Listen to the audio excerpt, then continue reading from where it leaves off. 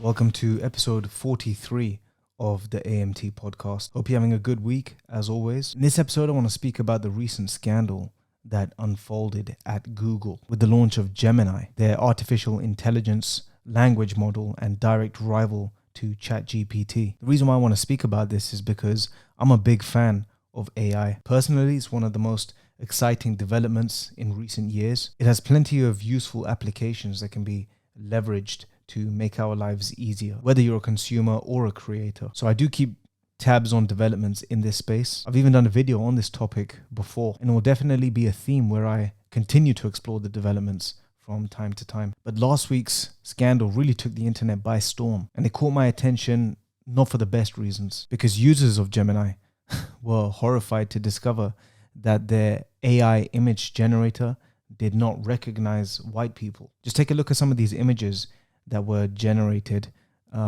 alongside their respective prompts. So if you tried to generate images of Vikings or the founding fathers of America or the Pope, according to Google, they were black. If you tried to generate images of Nazis, then according to Google, they were multiracial. But it turns out that Google are actively manipulating the user's prompts in order to include diversity and inclusion. Now, there's obviously nothing wrong with being brown or black or white, but there is something wrong with being factually incorrect, because the Vikings, nor the founding fathers of America, nor the Pope are black. Nazi Germans were not multiracial. What we're seeing with Gemini is not exclusive to this product, but part of a larger plan that's being pushed by Google. If you use any of their products, including their search engine, Google have readily admitted to manipulating your search results in order to mitigate what they call algorithmic unfairness. Instead of users being able to freely search for content of their liking, Google are forcing their worldview onto users. Now, ordinarily, a company or a business operates with the aim of serving the customer's wants and needs. That's how revenue and profit is generated. Can you imagine going to Starbucks and ordering a drink and they forcefully add vegan soy milk to your latte? Or can you imagine going to McDonald's and ordering a Big Mac and they serve you a meat-free patty without you knowing? Nobody would order from Starbucks or McDonald's anymore, and customers will go to another business who will serve what they ordered. You vote with your money, and that's been proven in this case with Gemini's AI image prompter. The backlash has been swift. Just check Google stock, $90 billion wiped off their market value as Alphabet's shares plunged 4.5%, which is their second steepest daily loss in a year. Why would a company forcefully thrust their agenda onto customers that did not ask for it? There clearly was no financial incentive. I think it's becoming increasingly clear that there is something else going on. You see, the AI is generative. It creates whatever it's prompted to. But the very DNA of the product, the back end, has been deliberately configured to reflect the coders and engineers' biases towards woke, diverse, and gender-inclusive ideals. If the Google AI was being asked or prompted to show what Google's vision of the world would look like, well, it's clear they want a society without white people, which is bad enough. But the fact that they refuse to even acknowledge reality by deliberately showing past historical figures as non-white is an attempt to erase and change history, which is just as worrying because it's not true.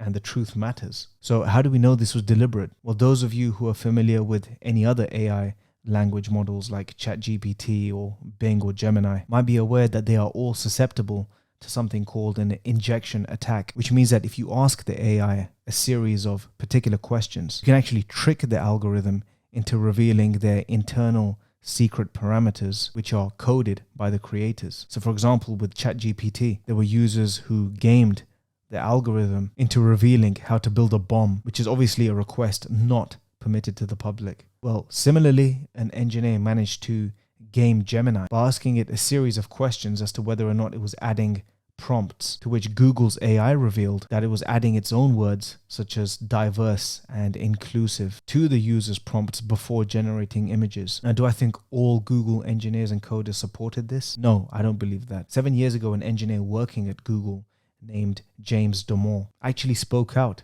against Google's ideological echo chamber in a Google diversity program amongst employees. He detailed how the company hiring process actively discriminates against white males. He also asserted that the gender disparity amongst employees in the engineering sector can be attributed to biological differences which influence our choice, which seems like a perfectly reasonable opinion or explanation. Internal forums shows that he received a lot of thank yous from fellow employees who were scared to come forward. And guess what? He was subsequently fired, which tells you all you need to know about this inclusive ideology. For it's only inclusive providing you think how they want you to. It's clear that Google are pressuring employees into conformity. And if you dare try and challenge the status quo, then you can kiss your job goodbye. So a lot of these engineers who were working at Gemini knew full well that they were creating a biased product. This wasn't a glitch. It clearly wasn't a mistake. Google has 27,000 software engineers. I don't know how many were working on Gemini, but do you honestly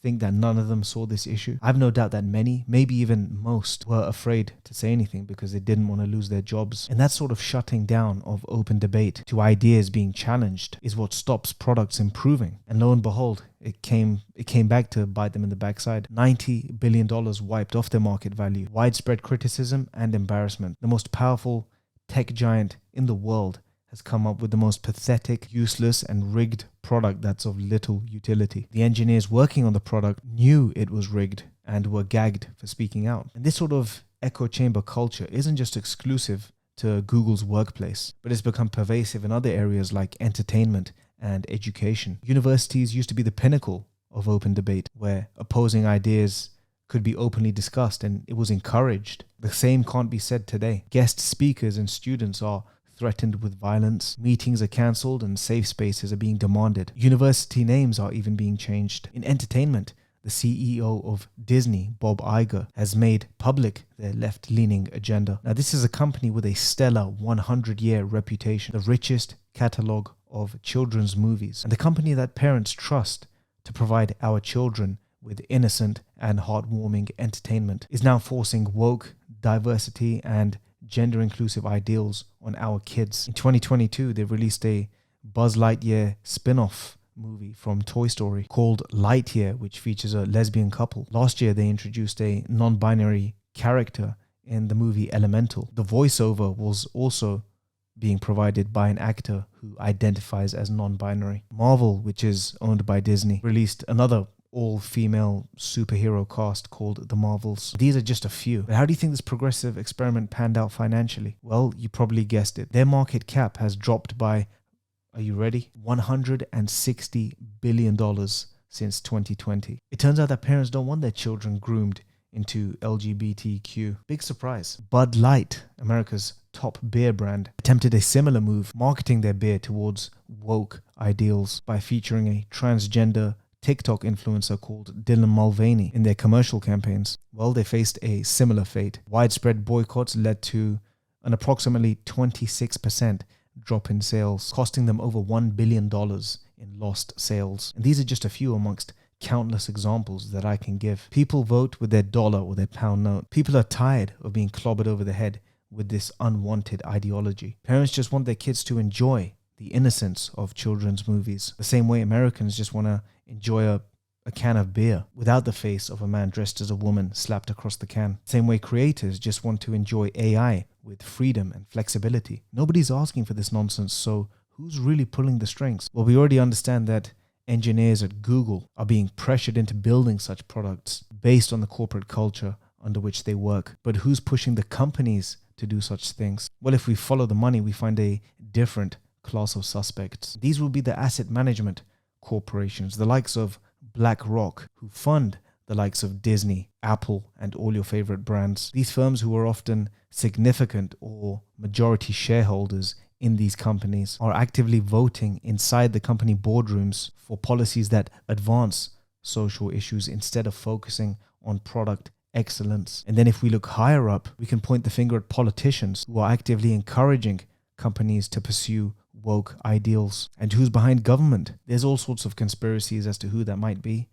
I have an idea, but it's very easy to connect the wrong dots without solid evidence. So for now, we'll just stick to the facts. But the more important question for me is why? This is obviously a deliberate attempt to fracture society. This isn't progressive. Left versus right, black versus white. We are more divided than ever. And this latest AI fiasco only furthers division. It doesn't stop it. There's a clear top-down order of change, not bottom up, ordered by the people. Adam Smith, the famous economist, coined the term the invisible hand to describe the free market economy as a place where the incentives which the free markets create stem from self-interested people to act in the public interest. In other words, you make money by providing what the consumer wants. But instead of the invisible hand, we're increasingly seeing the invisible fist of progressive governments hammering this ideology onto us. So in summary, the AI reflects the biases of the engineers and coders, who in turn are being pressured by corporate culture, who in turn are being influenced by the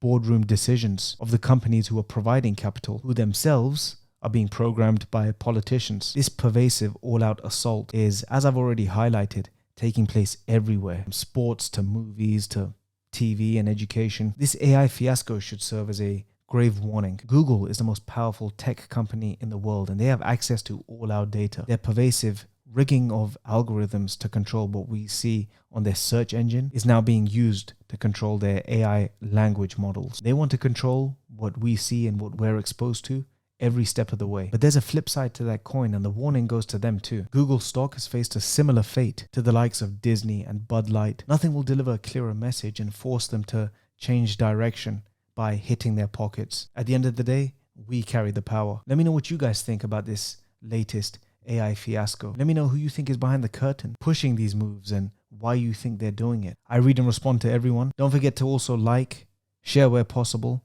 and subscribe. And I'll see you guys in the next video.